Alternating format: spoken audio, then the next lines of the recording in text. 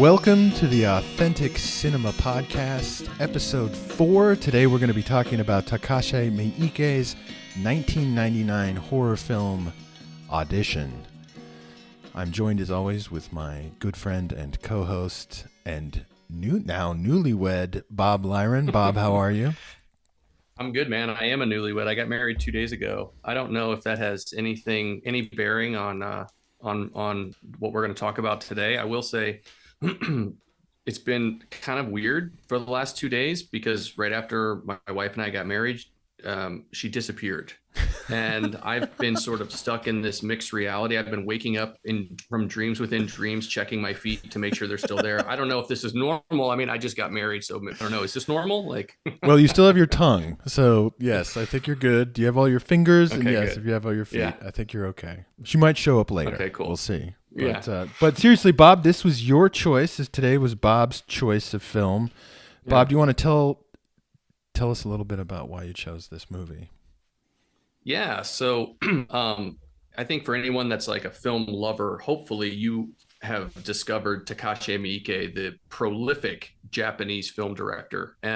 Anyone that loves cinema and loves international cinema probably has seen some of Miike's work just because he is so prolific. He's directed over 100 films at this point. But Audition, if you like horror films, you definitely have probably seen it on at least a list of the top 100. It's always on the list of top 100 horror films, and sometimes it's even in the top 10 or the top 5. And one of the reasons is because it is such a unique film. It doesn't really fit into the mold of like traditional horror films that might be about a serial killer or a demon possession, or it covers many different types of like genres of horror. And but the real reason I picked the film is because this movie from a prolific director is really just like almost like a detonation of like genre cliches and manipulation. And I'll use the word brutal. It's a brutal examination of societal norms, stereotypes, relationships between men and women. And then there's also this like fascinating narrative that's kind of woven into it that uses like violence and just really messes with like viewer expectations and what we think is really going on. It's so many things. It is legitimately one of the most terrifying films I think you'll ever see. And I was thinking about why is it so terrifying, and I think it is a real masterclass in like destabilization. It is one of the most destabilizing movies I've ever seen. Meaning like it's just at the end of it, it's quite literally impossible to know what is real and what isn't. And I think Miike achieves that. You kind of touched on it, but I think he achieves that because through the manipulation of genre, by manipulating the genre, he like lures us in and then completely destabilizes us. And I think that, to go back to Miike, you're right. It's an exercise in manipulation of genre, which by extension is like an exercise in manipulating the audience, which is crucial in this story. In other words, if he hadn't done that, this would have been a totally forgettable, probably not all that impressive movie. But why do you think that Miike specifically was able to pull this off? What do you think it is about him that made him able to do this? He's a real filmmaker's filmmaker. He was doing at this time, he was doing 5 films a year. So this is not a guy who's like spending 6 months to make one. He's doing a film. This film was shot in 3 weeks. I think he's a real craftsman. And I saw an interview with him and he brought up something really interesting, which is, first of all, he made this film for a Japanese audience. This is very much like a Japanese filmmaker speaking to a Japanese audience. And then it caught international attention, went to film festivals and blew up across the globe. He never expected that to happen. And he is well known for like in globally as this like very violent and almost like they often say like he explores like perversion and like ultra violence in his films. And I saw an interview with him and he's like, yeah, I have this reputation globally for making these like extremely violent kind of perverse films, but he's like, I've actually only made like 5 of those, and those are the ones that I'm like famous for. But like he's like, I've made I've made over 100 films, and I've made films across every known genre. And I think you see that in this film, in that you see a guy that through the practice of making films, and this is one thing that I think filmmakers like Tarantino and Scorsese really are admirers of Miike, is because I think they see a filmmaker's filmmaker. They see a guy who has really like practiced. If you're making 5 films a year, you are practicing making films. And it's this idea of like mastery through practice. And I think what makes Audition kind of almost like an opus for him is you're seeing a guy who has had all of this practice making these different kinds of genres and films. And what he's going to do is he's going to tell a story where he uses these genres now in a very creative and original way to like destabilize this audience and tell this like really crazy kind of horror film, but it's all through the language of genre. And what he does and what he achieves and why it is so terrifying in the end and destabilizing is he does to the audience what happens to the main character, which is he seduces us as the audience into thinking we're watching a different kind of film. And then it turns out to be something completely different at the end. As in the story, Aoyama, the main character, is seduced by this woman, essentially, who turns out to be something completely different. So the experience of the main character is the experience of the audience. In order for him to make the film he wanted to make, there was one crucial thing he had to do, which is he had to make the audience drop all their defenses that you would go into watching a horror movie with. And basically the way that he does that is almost like he's hypnotizing us. And the way that he hypnotizes us is by presenting this, like essentially the first hour of the movie is a movie that note perfect plays all these different genres. And what it does as a viewer is it makes us nice and relaxed, because I'm like, oh, I'm watching a romantic comedy right now. Like, I don't know what they're talking about, a horror film. This is about a meet cute where a guy goes and meets a girl, and it's this quirky story where they're going to set up a movie audition so this guy can find a mate, and it's funny. Okay. And then there's like the film opens with some melodrama, and essentially what he's doing is making the audience forget that they're watching a horror film. So when it does take this dramatic left turn, we are almost defenseless to escape it. And on another meta level, just like the main character Aoyama, when he is now caught in this sort of nightmare of fractured sort of reality, there's nowhere for him to go. And you're caught with him.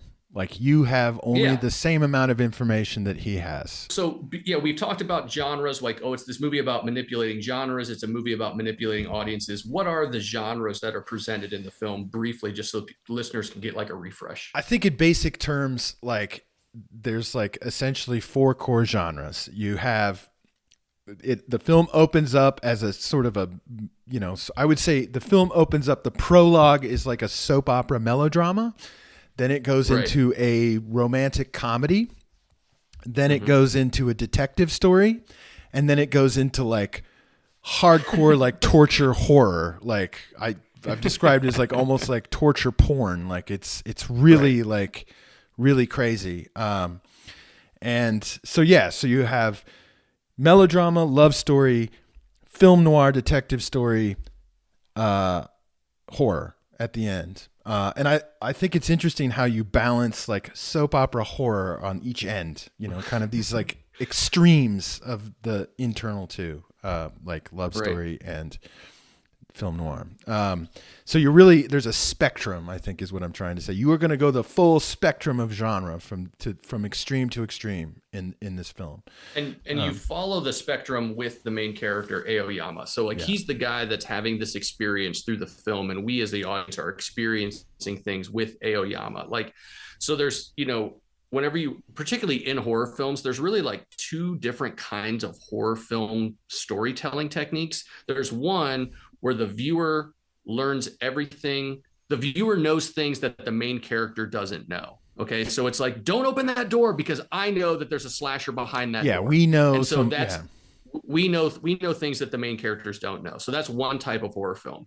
The other type of horror film is where you learn things as the same time as the main character. You're essentially going through this journey with him. So when he opens the door and he's shocked by a serial killer, we're shocked by a serial killer. And so this movie, Audition, is the second type. In other words, we meet Aoyama at the beginning when he's in a melodramatic story about his wife dying. And then we jump into the romantic comedy phase of the story when his best friend decides for the two of them to hold a fake movie audition so he can find a mate. And then as the movie proceeds in genres, we follow it with Aoyama. But now so my point is that to understand what's going on in the movie, you really kind of have to understand who Aoyama is as a character. And I think it's important, not necessarily for the audience to know exactly what's happened in the movie beat by beat, but just who is this guy? Who is this guy? And essentially what he is like he fills a bunch of Japanese stereotypes. Like he's a middle-aged ad executive or videographer or media guy that's like, he's probably like a video producer. He works at a television station. He's a producer, probably. But he's a guy that's a single father that's been raising his son, and he's been doing as good a job as he can. But he certainly probably feels some pressure, which is one of the stereotypes of Japan, which is a real concern about being alone and the fear and it's a very real thing in their culture to be like, you don't want to be alone. No one wants to be alone. I'm going to grow old alone. I'm going to die alone. I'm going to be essentially insignificant. But Aoyama's a good guy. Okay. He's not a bad person. He has great intentions, but this fear of one of the stereotypes of Japan of kind of like being alone is something that does motivate him. He's a good guy. He had something really bad happen to him. He lost his wife. He's a single father. Mm-hmm. He's been raising his son alone for the last 7 years. His son is now, as the film essentially opens up into the film, first act, like his son is now an older teenager. He's probably going to be leaving soon. And Aoyama needs to start thinking about what he's going to do with the rest of his life, because is he going to just be alone? And the film is very much explores ideas of loneliness. And loneliness is a big problem in Japan, I think, as well. I can't imagine within Japanese culture either. It's not easy to be a single father in the United States. I can't imagine being what that's like also in Japan. Yeah, the movie kind of attacks through these genres after we get through like the melodramatic opening, which is like no perfect Hallmark kind of like wife dying in a hospital room, soft lighting and right. Yeah. Once we move into the second sort of genre, which is this romantic comedy. So very simply, his best friend has an idea that they'll hold a movie audition for a fake movie, and in doing that, Aoyama can then essentially find the perfect mate. And the interesting thing about that whole sequence or that whole section of the film is it's kind of sprinkled with little just sort of like probably Japanese stereotypes, but also just like ideas that if you just kind of tweak them a little bit, they can be perceived as like a negative, but also like in this romantic comedy frame of mind, it's also kind of cute and funny. But like, for example, there's this idea that like essentially what they're doing, is like a little bit immoral and unethical. Oh yeah, they're being deceptive to these females. Right. They think they're auditioning to be in a film, and really they don't even know it. They're being auditioned to be somebody's like future wife. Yeah, and even the way that they kind of stumble on this idea is that like it of course it appears like outwardly sexist, but like it's kind of weird to say. It's like saying like someone, well, it's kind of racist, but it wasn't their intention. And like it's kind of funny. Like, it's kind of clever. It's kind of funny. Yeah, exactly. It's almost like you're holding dynamite when you talk about it. And I think you've said something about this when we talked about this movie in the past, is that don't focus on Aoyama like, oh, what he's doing is outwardly sexist, or he's being dismissive of women, or treating them as if they're like a car that he needs to buy.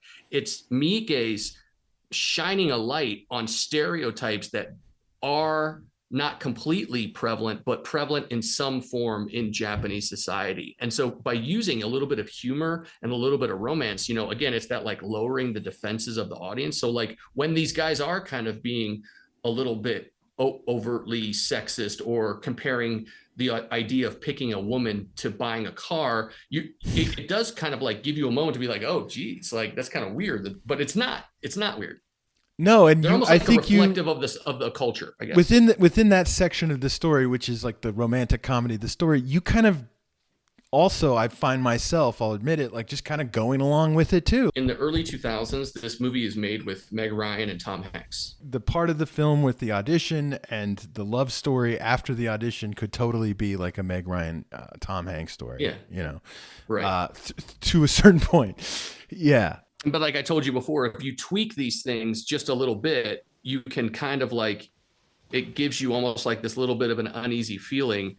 And we should mention Aoyama is uneasy with it at the beginning too. So they have their little discussion in the bar. They're having, two middle-aged guys. They hear the girls laughing. Aoyama tells his buddy, like, I'm getting married. He's decided to get married. And he starts describing what he would like as the ideal woman, and which is like a sophisticated, someone kind of like with maybe some artistic training, because his wife she was like a singer, I think, his wife who died. It cuts to the office the next day, and his buddy's like, okay, I've got an idea. We're going to like hold an audition, and then we'll get a bunch of girls in there. And Aoyama does say at that point, he's like, well, wait a minute. Like, wouldn't this be fraud? And he's like, no, because I can really do this film too, but you'll be able to like pick your wife out of it. Yeah. So he is a little uncomfortable with it, and he's uncomfortable with it, to be honest, right up through when he's reviewing the resumes. Even he's uncomfortable with it. He has to turn the portrait of his wife away. He's like, feels guilty even that he's like kind of doing this. And then his buddy calls him, kind of calms him down. And then it's after that conversation, he's turned the wife away, his ex-wife's portrait away. He has a conversation with his buddy who kind of tells him, like, he tells his buddy, he says, I feel like I'm shopping for like when I bought my first car. That's what I feel like. Which again, I think he's kind of uncomfortable with. He's like, this is a little bit, I don't know how to approach this. And then his buddy kind of calms him down. And then that's when he sees the resume for Asami.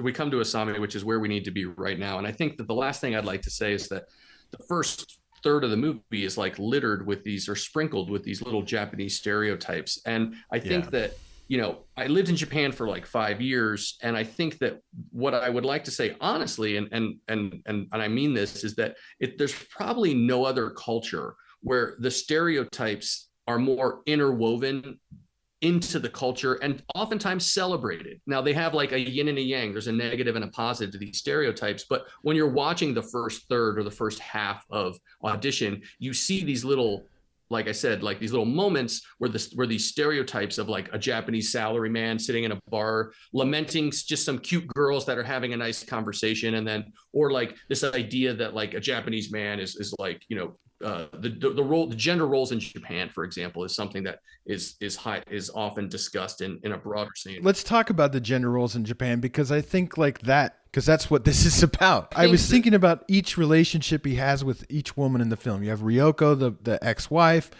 who passes away. You have I don't know if she's a secretary, it's a colleague. Yeah. And it's never explicitly really stated what their relationship was, but she seems to like really want to get his attention, and he doesn't really like care about her, but there may have been something in the past that's sort of, there's some subtext there that's really uncomfortable. And then you have Rie, the like housekeeper lady, and then you have Asami. Like really simply, it's like, it's something that I think the culture, Japanese people are aware of. They're aware of like the historical context of gender roles, where like the man is the more, women are typically more, again, this is in a cultural context. It's not directed at every Japanese person, but sure. Historically, like men would be more of like the breadwinner, the head of the household, the person that goes out and works. They're sort of like the alpha of the relationship. And the woman tends to be a little bit more submissive, more quiet, more dutiful, and in service of her husband and family. And so when you hear Aoyama and his buddy coming up with this idea about holding an audition, they speak about it very sort of like pragmatically, and like almost like these women are being objectified as objects. I mean, he compares it to like the idea of trying to find a wife is like harder than it was buying his first car. Okay.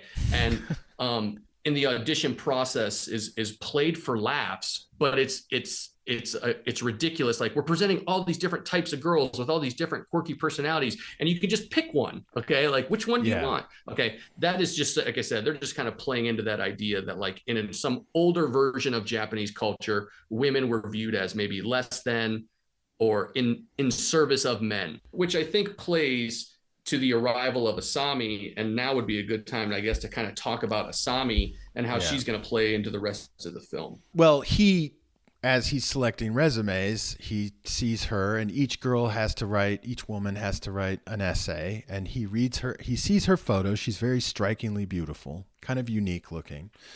And then he reads her essay, and he really does connect with her essay. It captures him, which is, she talks about being a ballerina. And she, just at the moment when she was about to go to study in London, or to train in London as a ballerina, she got a hip injury, and she lost an entire way of life that she had up until that point. And he really connects to that, I think, because he's also gone through a major loss in his life when he lost his wife. And he kind of picks her. We know right then and there, this is the one. And he goes into the audition. Really, he can't wait to see her. And he's checking down the list and what time she's going to come on. And his buddy is the one who's driving it, asking all the questions. And he even tells Aoyama on a break, hey, you should ask them some questions. You can ask them whatever you want. And Aoyama's okay. Then he goes to use the restroom, and he's looking for Asami out in the green room, and he sees the back of her head, and we just know that he's excited to see her. And then when she comes in,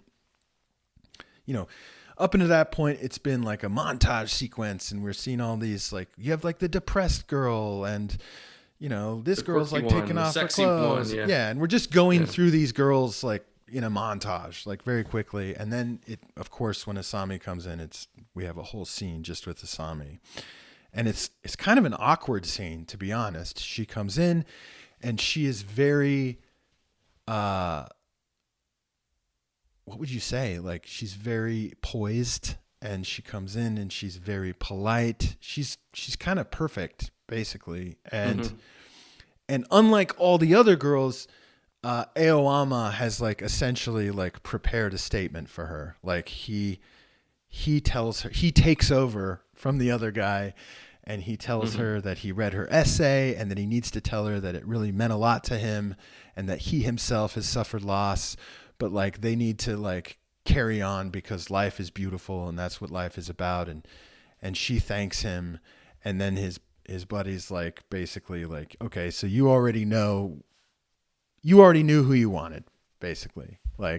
You already knew going into this who you wanted. It's funny the way that the audition process for Aoyama to find a partner is kind of structured. Like we said, it's kind of like this montage of all these different personality types. And I think it's interesting to point out that in this manipulation of genre that Miike is presenting to us, let's not forget, on another sort of meta level, the process of auditioning for a movie in real movie auditions are very subjective. This is and it is sort of assessing an object in front of me to see if this is the one I want to pick. I mean, when you have 50 actors or 50 actresses going in an audition for a movie, there's people sitting behind a desk essentially judging them and trying to decide if this is the one I'm going to pick. It's a total objectification. You're looking for a thing. You're looking for a product. Aoyama is looking for a person, but he's looking for an idealized, it's all about who he is, actually. The scary thing is that when Asami comes in, she nails it. I have a thought about that. Is that she's essentially like a blank sheet. She has the story about the ballerina. He knows about that, but there really isn't. We don't know much else about her. We find out that she was under the tutelage of a record producer or something like that, a record executive who kind of manages her career a little bit, but she hasn't been in contact with him lately.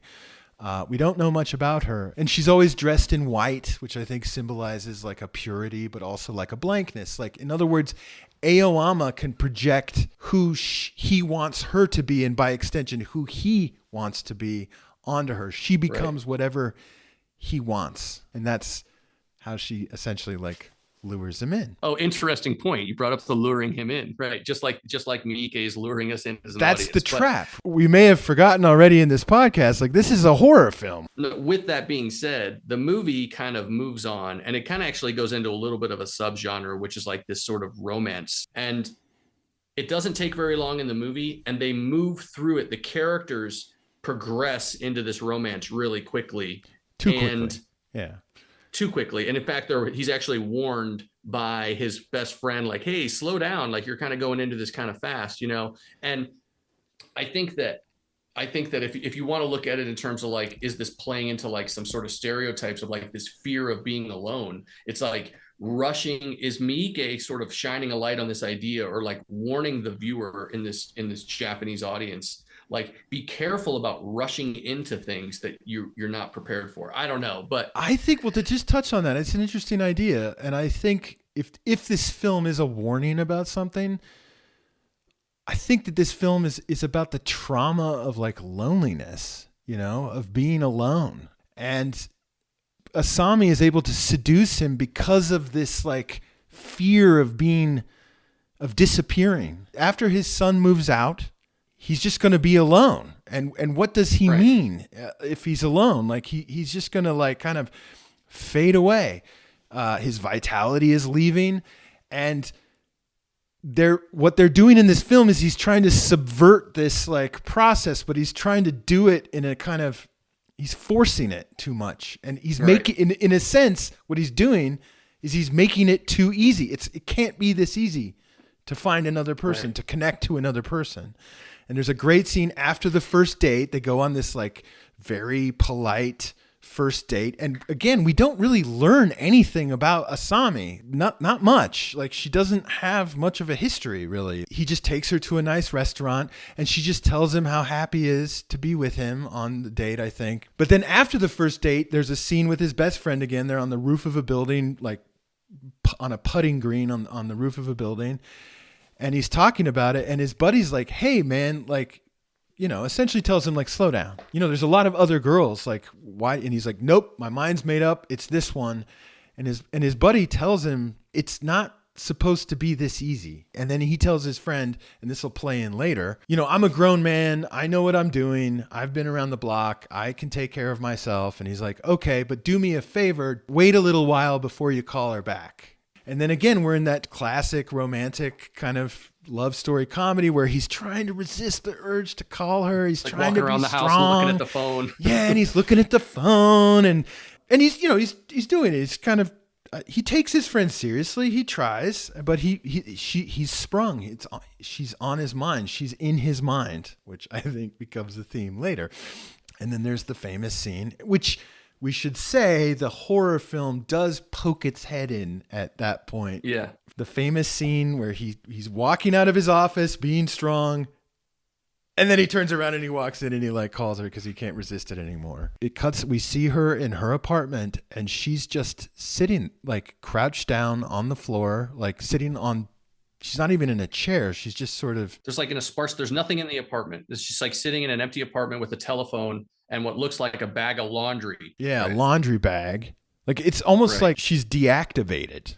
And then the phone rings, and like she smiles. Yeah, a devilish, very scary smile. And then, of course, the laundry bag flips over, and you're like, what the fuck? What's that? But then, like, okay, so I could go into this moment and talk about, it's almost like she doesn't have any purpose. She doesn't have a life until he calls her. Like, she's just sitting there like a powered down entity. Right. Yeah, like I don't want to say a robot, but like it's not like she's like, oh, I'm making food and the phone rings and I'm busy and I have this life. She's literally doing nothing. She's just waiting for this call. Right. And when he calls her, she activates, which kind of speaks to like, she has no purpose beyond his like calling her, like, will activate her. Right. I actually want to jump ahead for just a second. Later, pretty quickly in the film later, after they go on a few more dates, and then this is all just kind of building up to this massive left turn that this movie's going to take. But another thing that happens that applies to that sort of stereotype that we were talking about, this fear of being alone. And I think there's another part of that stereotype, which is the societal pressure. Like if you're alone, you're kind of like pushed aside by society, by greater society, because you don't serve a purpose anymore. Okay. And so that plays into the fear. And the thing is that as the movie progresses in short order, Aoyama starts not only being warned by his friend and other people to, like, as you said, like slow down, but then they start bringing up like very specific things like, hey, remember that music producer she said that she's worked with? Yeah. No one's seen that guy for 18 months. Okay? He has disappeared. And, like, he has disappeared, right? And then there's like a couple of, and like his friend's like, dude, I feel responsible because I can't verify anything that she told us about herself. Mm-hmm. And so like I'm genuinely concerned. And part of the motivation for Aoyama is not only his own fear of being lonely, but it's his idea that like, if I don't do this now, it's over. Okay. Mm-hmm. So I have to just like essentially keep pushing through. And then we go through I'm kind of pushing the conversation towards when the movie essentially just starts to take, like you said, that the horror kind of peaks out. And then in pretty short order, it's really easy to get bogged down in the insanity of how it starts. And I don't want to, but like, where does the movie start to go left? And then like, where are we then? They only go on a grand total, I think, of 3 dates, if you want to call them. There's the first date, then he waits a week, then he calls her, asks her on a second date. And it's important to mention, she's like, I'm so happy you called me. I'm so happy with you. Yeah. It goes really well. And we learn about her parents and like they talk, they say goodbye on the drive on the sidewalk, and they both turn and look and smile. And like, it's just hitting all the tropes. Yeah. And then he comes home and he tells his son that he's met a woman. They're going to leave this weekend and then he's going to ask her to marry. So they go on a trip and they go out of town into the countryside by the seaside. We only really see like 3 encounters between them. And there's encounter 1, encounter 2, and then encounter 3, he's like asking her to marry him in this like seaside hotel. And that's the moment where it all starts to go crazy. And it's really awesome the way that happens. And again, this ideal situation, there's that beautiful shot. You've brought this up to me offline before. You love that shot of her like looking out over the sea. And it's like, it's really this like just beautifully framed shot. Yeah. I mean, it's so intoxicating. It's almost alarming. Like you're like, dude, something's not right here. Like she looks just too perfect. And he's like standing in the doorway, like the steps going up, and she's standing over like you see the back of her looking at the ocean. And then they cut to Aoyama and he's like leaned in the door frame, like looking at her. Okay. Yeah. And then she turns around and looks at him. They cut to a close up. And she smiles, and you're like, dude. Don't you think, though, that could be like an image of heaven? Because it's as the shot is originally framed, you don't see the ocean, you see the clouds. He's about to go to heaven, right? Like he's about to go to heaven. And it's just, but what is it? There's also something about it that you're like, ooh. Well, there's always this uneasiness in the film. And we saw a laundry bag turn over, right? Yeah, like we saw this, like we also have seen her look like a gargoyle in an empty, creepy apartment building and like sit there, right? Good point. And now, so there is an uneasiness always. And again, I think another part of that uneasiness in this whole film is like, this is too easy. This is too perfect. Yeah. Like it's not supposed to be this easy. But okay, so he's about to go to heaven. His dreams are about to come true. And then there's this really like, again, romantic comedy scene. He's like sitting there in the dark in the bedroom. And he's sitting there. He's nervous. He hasn't been with a woman in 7 years. And by the way, they have not kissed yet. They have not embraced. They've not kissed. They've always been sitting on opposite sides of a table, like at a restaurant when they're together. They've always been sitting in chairs across from each other the whole time. I guess the closest they were was in a cab ride home. My point is they haven't kissed. So they're in the hotel room and he's sitting by the bed and he's just like nervous and he's talking about like, yeah, they've got really great food. The chef here is really great. And then she just like starts undressing. And then she crawls into the bed and he's just sort of speechless.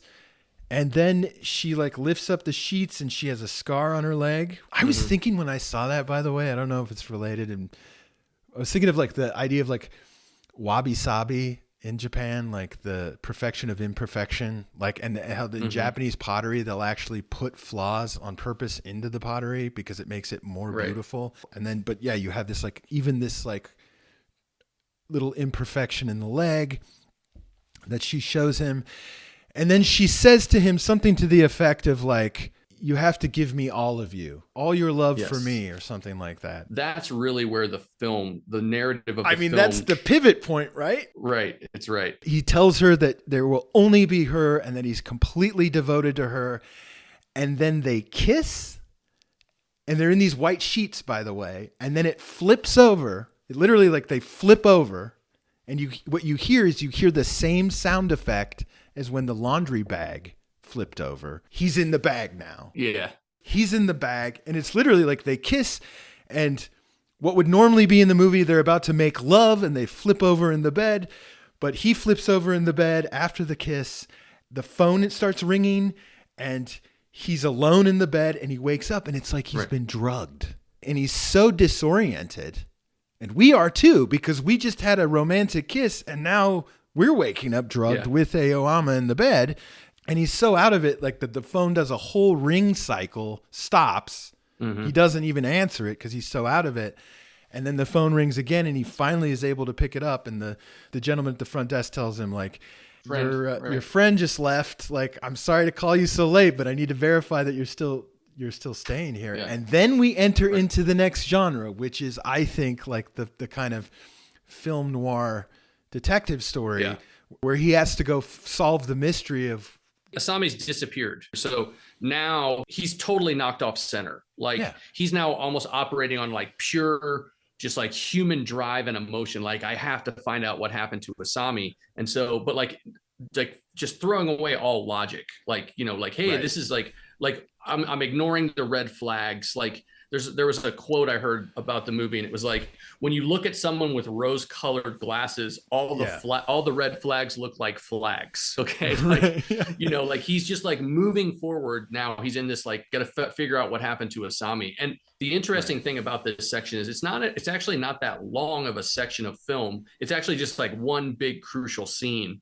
when he goes to her old ballet studio. But that sort of like leads us right into this completely fractured narrative of like we're basically going down a tunnel of hell, like. And so I don't know how much time we should spend on the detective noir part. I would say this, though, that's important. Like, the next scene is he goes back to the office with his buddy, and he is completely humiliated, and he has to go talk to his friend.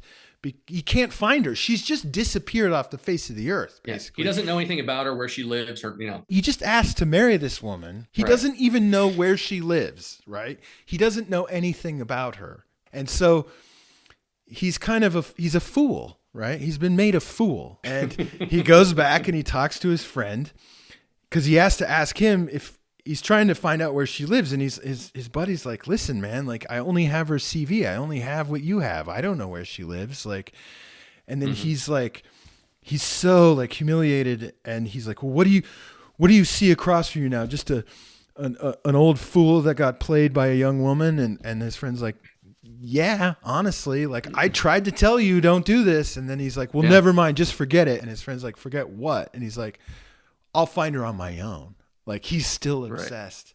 Right. He pounds the table and he leaves.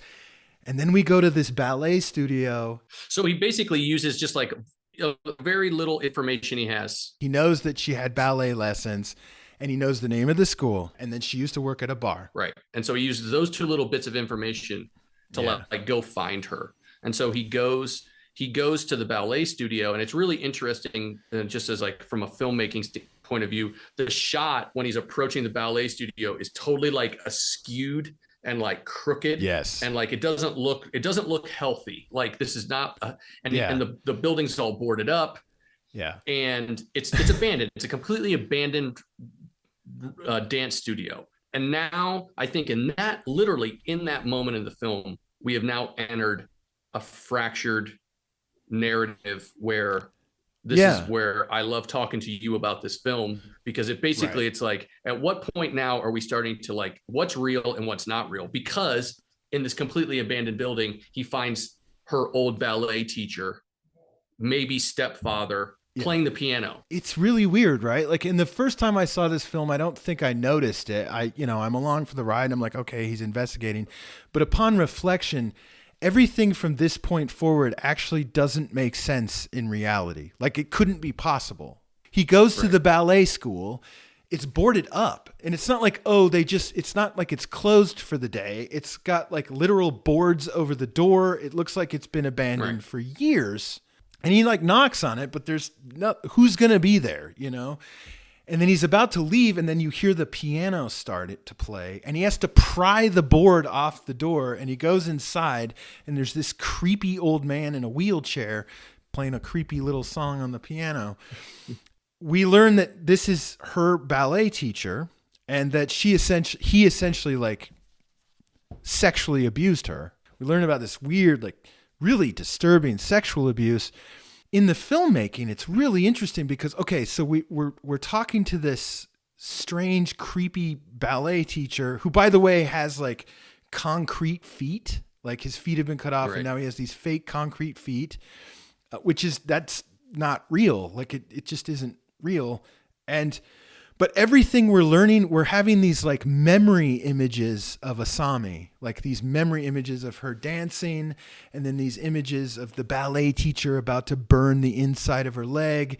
And like, it just doesn't make sense. Like, how can he see that? And how is he having these memories? Who's having these memories? It starts to imply that Aoyama can see this in his mind, I think. Right. So he leaves the ballet studio, and then the only other thing he knows is that she worked at this bar. And in Japan, like bars are often in the bottom of like residential buildings, I think. Yeah, correct. Yeah. And again, to your point earlier with the kind of tilted frame of the shot when he goes to the ballet school, it's very expressionistic is what I'm trying to say. Yeah. Like he goes like German, almost like German expressionism, like big shadows and it's dark and he's descending into hell.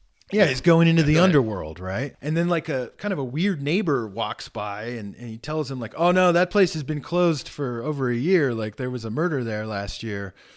It hasn't been open since then. The owner took off. The weird thing about the murder is when there were 3 extra fingers and a tongue they found at the scene.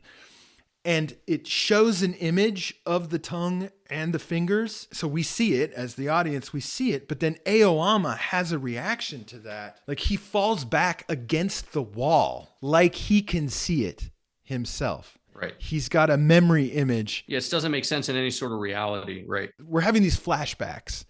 But like who's seeing the flashbacks? Where are the flashbacks coming from? Who's seeing this? Which basically I think that there's like a supernatural element to this film. Okay. My theory is like basically that Asami is essentially a demon and she has possessed him. And when he kisses her, she possesses him. His obsession with her inverts into a possession. And so she is literally inside of him and he can see her memories. That's why we're able to learn about the ballet teacher sexually abusing her. That's why he can see the tongue and the fingers on the floor, because her memories are now mixing up with his own memories. He's having her memories. She's inside of him, if that makes sense. It might not make sense, but no, I think I understand what you're saying. And actually I have something to tag onto it, but I think it's what I wanted to say was that like the weird thing about like the last 40 minutes of the movie is like how like just batshit crazy it is, but how quickly it moves. Like, we're just going from like essentially one fever dream to the next. And like, there's no reprieve. Yeah. There's no like, hey, let me take a day off and like go like, no, it's just like, he's going boom, boom, boom from one intense scene to another. And this is why the movie is so infamous, or this is why people talk about it, is the last 45 minutes, because it's just an onslaught. Like we said earlier, we as the viewer our guard is totally down. We're totally defenseless, just like Aoyama. And now that he descends into this madness, he has no choice but to continue, because he's either possessed or he's, essentially motivated by just some like, he's not listening to any of the warning signs. And like, is it his subconscious that's kind of like showing him all these like red flags, and he has to keep going. And it's just like 45 minutes of just like basically insanity. Like every turn is the wrong turn. We only have the information that he has. We are provided no other information than what Aoyama has. Like, we only know what he knows, and he doesn't know much because he didn't bother to ask, right? So we don't know what is going on. What is happening to him is happening to us. He's having these memory flashback images in his mind. We're having those. We don't know where those are coming from. We can see things. We don't know how we can see them. I think it speaks also to what a master Miike is. This guy speaks cinema fluently. Like, he starts to do really interesting things. So Aoyama goes to the bar. That doesn't work out. Then it cuts to like his house in the afternoon, and Rie, the housekeeper's there finishing up. But someone's like standing, it's POV, right? Yeah, it's point of view camera, right? It's implied essentially it's Asami, like her point of view, and she's watching the housekeeper leave. And then she goes in, walks up the stairs, finds his like whiskey bottle, picks it up. And then it cuts to at night, Aoyama walks into the door and like goes upstairs, has a drink. And then he's like, basically it's implied like she drugged the whiskey. And then he passes out. And they go back to the second date. Now, this is really interesting. I'm glossing over a lot here.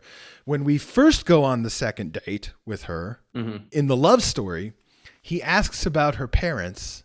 And she tells him, oh, my parents like live in Chiba. I have a normal relationship with them. We don't talk a lot, but we love each other. It's very normal. Right. And then while they're talking, I noticed on my second watch, like when they start their conversation, there are other patrons in the restaurant with them. While they're having that conversation, all the patrons disappear and they're just sitting there alone having this conversation. This is in the normal, when we first go on this in the love story portion. When he passes out and starts having the quote in quotation marks, the hallucination, we go back to the second date in the same place. Same conversation, except now we learn that no, she had a stepfather that sexually abused her and a ballet teacher that sexually abused her and like all this horrible trauma that her parents are divorced. Right. But in the restaurant around them, the patrons are all still there. And what's so cool about this, is that the hallucination is more realistic than the actual the real situation. You see what I'm saying? Right. Yeah. And this is what I mean by he's like he's playing with you. He's making the hallucinations more realistic than the actual actions, which is really destabilizing because you're like, well, wait a minute, where are we? It is destabilizing. Yeah, exactly. And so like when he walks into her apartment, and which is another it's one of the most famous scenes of the movie. Right. There's 3 or 4 really famous scenes, but this is it's a continuation of what you're talking about, which is then Aoyama finds himself in Asami's apartment, and this is during a hallucination. Yeah, but during in any sort of literal linear version of reality, that would never happen. He would never be. He doesn't know where she lives. He quite literally does not know where she lives. So how would he know? And he goes and he sees the laundry bag which has clearly got a person in it, and he opens it up, and it's one of the most terrifying moments, which is why this movie I think is always people love to talk about. Is one of the most terrifying moments is basically this. I guess you could call it a man, crawls out of the bag. What used to be a man.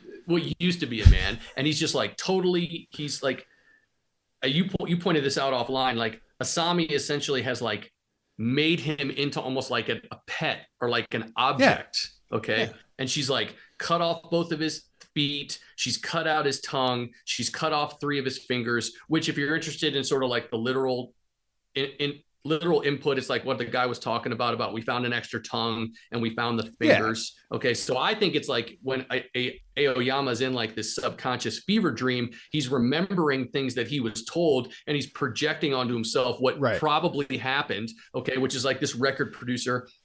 And then in just one of the most infamous kind of gore moments ever captured on film, Asami shows back up and takes a dog bowl and forces herself to vomit in the bowl and then gives it to this guy and he eats it. Okay. And it's it's so ridiculous, but the beauty of the scene is Aoyama. He is terrified, dude. He is like, he is fucking mortified by what he's watching. And so are we. And he can't escape. He's just like standing there against the wall with like this look of just sheer terror on his face. Okay. Yeah. And the viewer is the same. In a very perverted and disturbing way, though, she has done to this man by rendering him as just an object, as an animal, as a pet that is completely dependent upon her for everything. What, in a sense, like Aoyama has done to her. Yeah. We should talk about how she tortures him. So he drinks the whiskey, he falls over. We have these hallucinations where we go to her apartment. We go on the second date again. That goes off into like some other hallucinations. But then he kind of wakes up again and Asami's here and she starts torturing him. So she's rendered him incapacitated. He can't move, but he can feel everything. So his nerves all work. He's not been anesthetized. He just can't move. Right. And then she starts sticking needles into the most painful parts of his body. So into his stomach, into his eyeballs.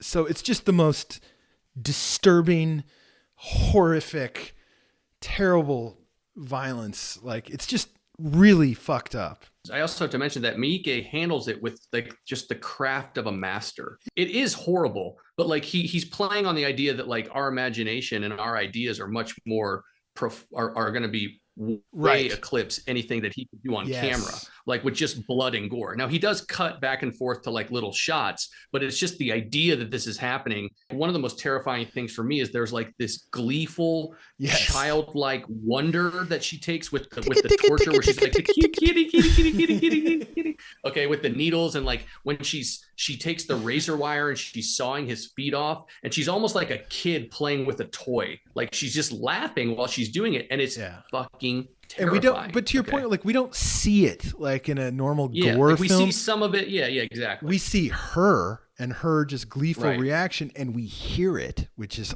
awful. Right. But like we know where that's going. But like you said, our imagination is way more powerful than any image that he could show us, right? But at a certain point, his son comes home, sees him on the floor being tortured. She like sneaks off to get some mace to like mace him or something. And like right as she's about to attack him, he like is trying to warn him he can't move, and he passes out again. And and what happens? This is so important to this movie in terms of we're talking about destabilization. I think it's even more important than the laundry bag with the manimal inside of it. He wakes up in bed in the hotel where they had just kissed, as if this has all just been a nightmare. And she's sleeping peacefully next to him. And then he reaches for his feet. He checks his feet. He checks his ankles. Are his feet there? And just this like incredible visceral relief as his feet are there. And then to even sell this more though, that like, oh, this was all just a dream. He walks into the sink or into the bathroom and splashes cold water in his face, which in a movie, like you wake somebody up from a dream, you splash cold water on them. He doesn't wake up. Right. Asami comes to the doorway and asks if he's okay. He's not okay. He's completely weirded out. He's just had the most disturbing dream. They lie down together in bed, and he's really weirded out, of course. But it's back to normal. It's actually like what would have happened after the kiss and they made love earlier. And then she accepts his proposal for marriage, and she tells him like, okay, I'm gonna, we'll be together forever or whatever. They accept their marriage. Yeah. And then he like, all he does is he just like kind of drifts off to sleep again. And then he wakes up and he's being tortured again, and his son's being like attacked, and he's back to being tortured again. And then the son runs up the stairs, knocks Asami down the stairs. She, it just resolves itself. Like the son is kind of saves the day, actually. But what is it's the final masterstroke for me in the film of complete destabilization, because it's impossible to tell what is real. It's impossible to tell, like, is the dream that he just woke up in, like, is that reality, or is the torture scene the reality? Is he just possessed by this demon and he's just going to be flipping back and forth between all of this for the rest of his life. At that point in the movie, everything's so disoriented, it doesn't really matter. That's not the point. I mean, it's fun, I think, when you watch a really great movie to try to like figure out the sort of the X's and O's of what really happened. But along those lines, I would like to just point out one other little thing that happens, which is when Aoyama's son kicks Asami off the stairs, and she basically falls down the stairs and like breaks her neck, and she's kind of just laying there. And what she does in that moment is she just, and like this kind of like plays into your demon sort of theory, which is she essentially, with her last moments, quote unquote, before she dies, is like she just repeats lines. She repeats things that she had said to him since they met. Like all I'm the, like, so happy that you called me. I'm so happy that you called me. I didn't think you were going to call me again. Yeah. Yeah. She just keeps repeating and all the things staring that at him in the eyes. Yeah, I know. I'm like, they're dude, just like, they're both incapacitated, just like staring at each other. Yeah. And it's freaky. And like, it's like you said, your demon theory kind of hits. It's like this demon is just like with their last breath is trying to like repossess them, like in a sped up kind of fashion. I don't know, man. But like you said, it's the whole idea is that it's supposed to be completely disoriented. And I think that that's really why the movie works, is that once you jump back into that fractured place, we already knew that we were lured into it with Aoyama. And then the beauty of the film, I think, in the last 45 minutes is that when he's in this, there's so many fun ways to describe it. He's in hell, he's being possessed by a demon, whatever it is. Like there is no escape for him, and there's no escape for us. And so when the movie ends, it's like there's a handful of movies you've seen in your life when the movie ends, you're just like, ugh, oh my God. You're like, not really offered a resolution, right? You don't have a resolution. And in a way, then the film, in a sense, like continues to possess you, like, because you can't resolve it. You cannot resolve this film. You're walking away with the fear of Asami in your mind. Yeah. What makes this film so terrifying, okay, is the destabilization. The needles in eyeballs, like that's disturbing. Cutting someone's fingers off, that's terrifying. But what makes this a classic horror film, one of the scariest horror films, is that ultimately the horror is psychological. You do not have anything to hold on to. The only other film I can think of that has the same level of psychological destabilization would be like The Shining. Like he's talking to like the bartender all of a sudden. He's in the 1920s. Right. Like, how did this happen? Right? Like we're moving into these spaces. We're interacting with these characters that may be real. They may not be real. They may be in his mind. We don't know, but it's your inability. You have nothing to hold on to, and you have no more information than he has, that makes this a profoundly terrifying film. Yeah, I think for me, I love everything that you're saying, and I agree with you. And I think for me, upon rewatching it, I think that for me, what drew me, or what really connects me to the film, is also this idea that I'm watching a master filmmaker working. You and I both love film, but we love filmmakers, and we love when filmmakers are showing us something and they're just hitting their stride and they're just nailing it at every turn. And this is a great example, like we talked about, with manipulation of genre, with addressing cultural stereotypes, with like, it's Miike's like, he's like a conductor, and he is in total control the entire time, and he knows exactly what he's doing, and he does it flawlessly. So by the end of the film, you're like, damn, like that guy, like he did it. He totally did it to me. And like, for me, if I ever go back and watch it again, I know that I'm going to enjoy just that feeling of like, man, I'm in his hands, and he is just manipulating me and pushing me and pulling me, and it's totally working. And so that's probably, along with everything that you said, I think just another nice little final shining point for the film. So I saw an interview with him, and he was talking about how he was doing the different genres, and then at the end he wanted to destruct. He wanted destruction. Like he just destroys everything you've just seen. And you said something really interesting that I think really plays into this, which is the way the film ends.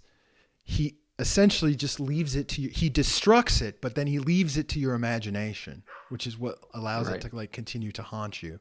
And like you said, with the torture sequence, your imagination will create a horror much worse than anything he can create, which is what that's where I would end this.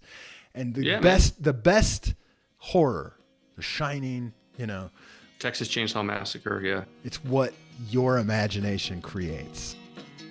I'm going to leave it that. Do you know what movie are we watching next? Have you picked a movie for our Well, next time? funny enough, because we just watched a Japanese film, we're going to watch a Mexican film called Japón. Okay. Are we going back to Japan? I've never heard of it. Only in title only, but yeah, like if everybody wants to go watch this film, it's by Carlo Rejadas, I think is how you pronounce his name.